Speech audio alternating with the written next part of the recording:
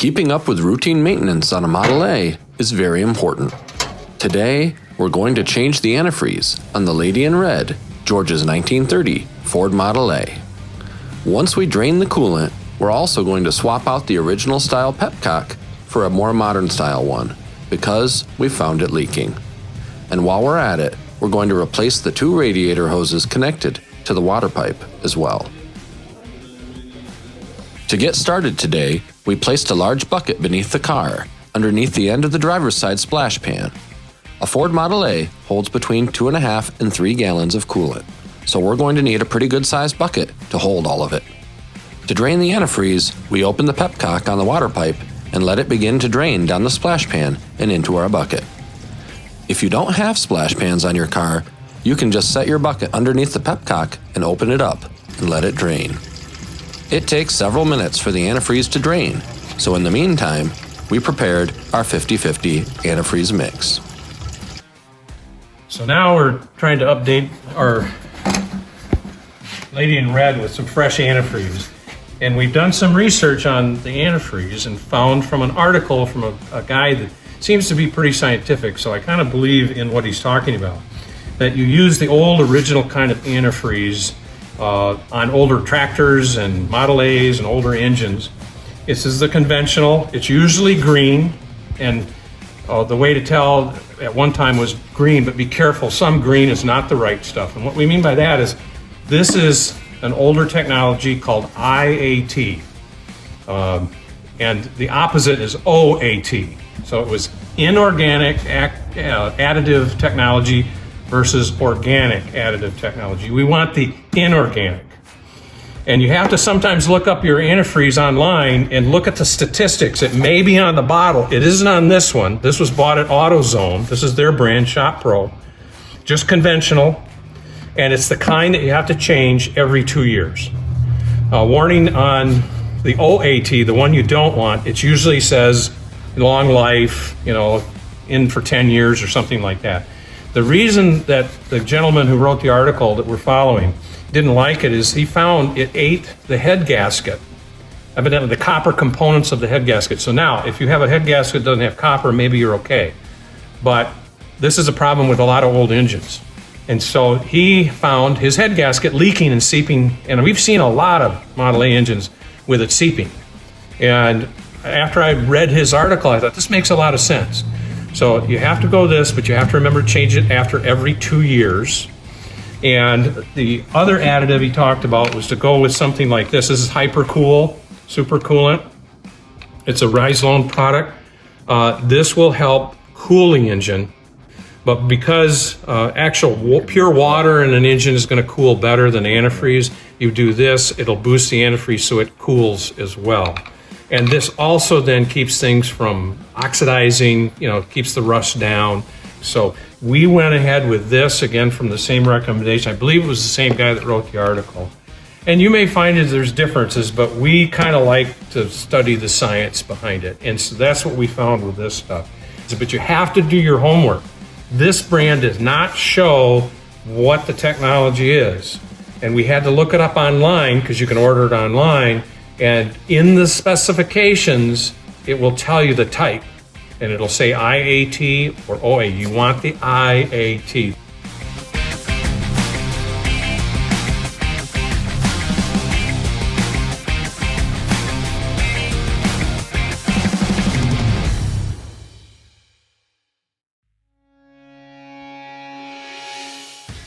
Because we are using a 50-50 mix, we divided up 1.5 gallons of the antifreeze between 3 empty gallon jugs and divided up the bottle of Hypercool among those jugs as well. Once the jugs were ready, we began to fill them with soft water. Yeah, we're mixing it with soft water because we've been told that not to use distilled. The distilled water has absolutely no minerals in it whatsoever, and if it's in the engine, it's going to start to draw minerals out of the engine. And we don't want to do that. But softened water works great because you don't have the the calcium in there for buildup. That's what builds up in your engine. So we're doing a 50-50 mix. Got to have about 3 gallons. And again, we're just using softened water.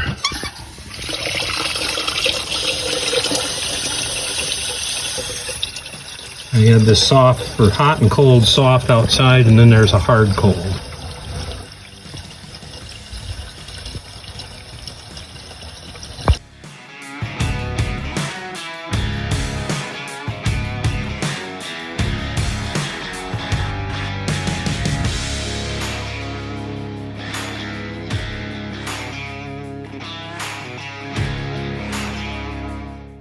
With the coolant drained and our replacement antifreeze ready to go, it was time to change the hoses on the water pipe.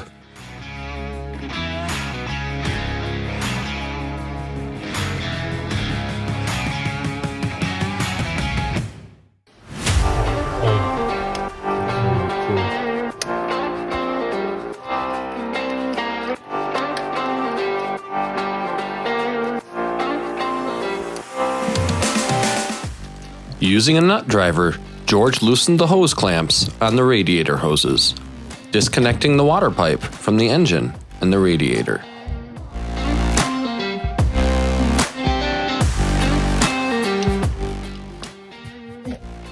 I have to loosen that one up a little more.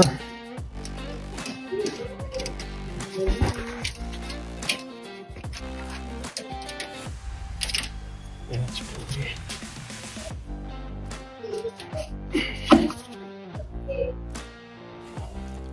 Radiator hoses are fairly inexpensive, so if you're able, it's never a bad idea to replace them each time you drain and change the coolant in your car.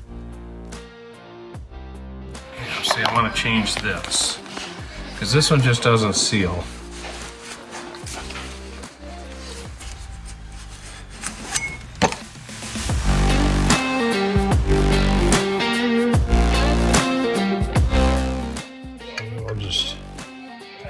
Because this one leaks anyway, so I'm just going to take it off.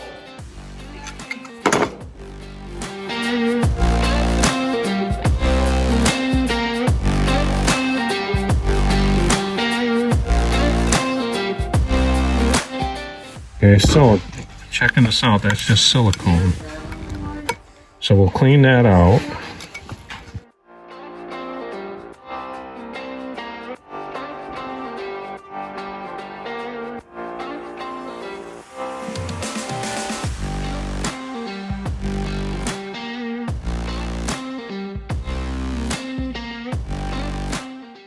There we go.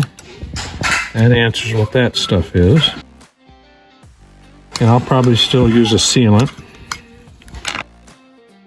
This is 1/8. Let me look here real quick. It is an 1/8 27 National Pipe Thread NPT. So I'm cleaning up the threads because it had a lot of silicone in them. So just make it easier to get the new one on there, and I'll probably use a little sealant. But this is a pipe thread, it's tapered. And this is a special NPT tap, it's tapered. And so now, if you can see now, the threads are nice and clean and bright. We ought to get a good seal. This happens to be more for oil in that, but it'll work for antifreeze. So I'm just I want to kind of get some on the threads. I don't want it to do what it did before. It almost plugged the old valve. And this is a newer style valve because they seal better. And because I'm just doing a touring, this is the original style valve. These have a tendency to want to leak over time. And these are a more modern design, so they seal a little better. So because I'm doing just a touring, then I gotta have it so I can turn it right. I'll get this on there. Make sure I get the threads lined up. It should just slide right in.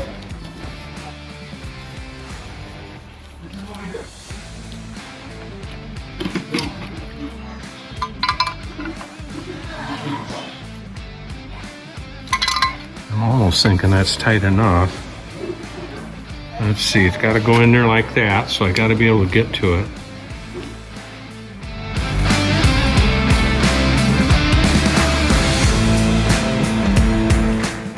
So now we got nice sealant in there. And now we can put new hoses on. I need to match up. I got replacement hoses. Since I'm changing it, I might as well put new hoses.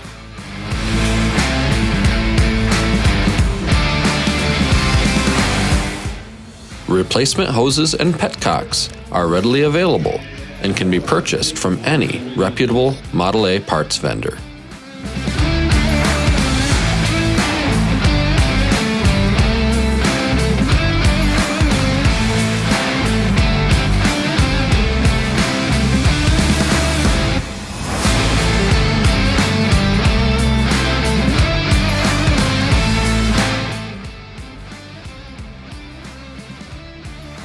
Again, these are not, the points clamps, but they're efficient clamps.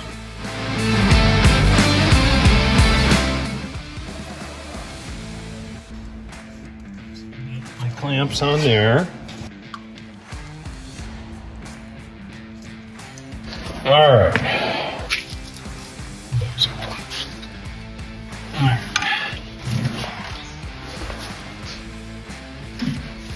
This in there, I gotta push that down, and I can pull this one back.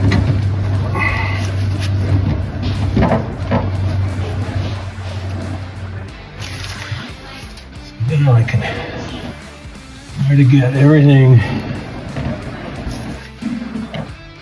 right on it.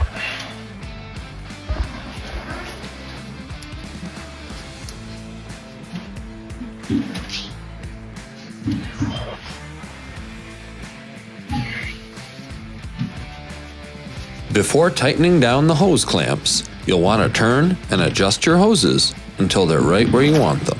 This one. About the same.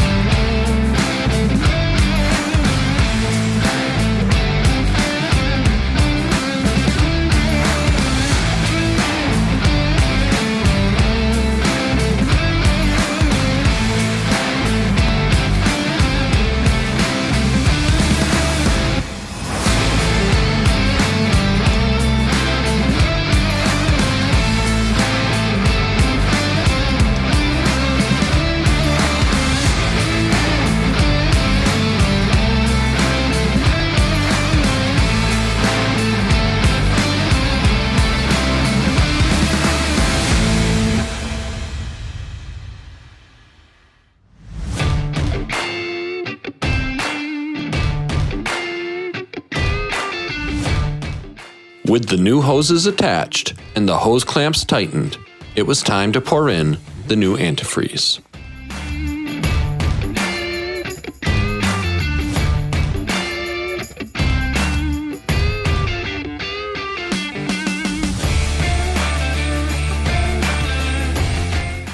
Join us next time as we bring you more tips and information on how to maintain and enjoy your Ford Model A on the next Car and Driver episode of Epic Restorations.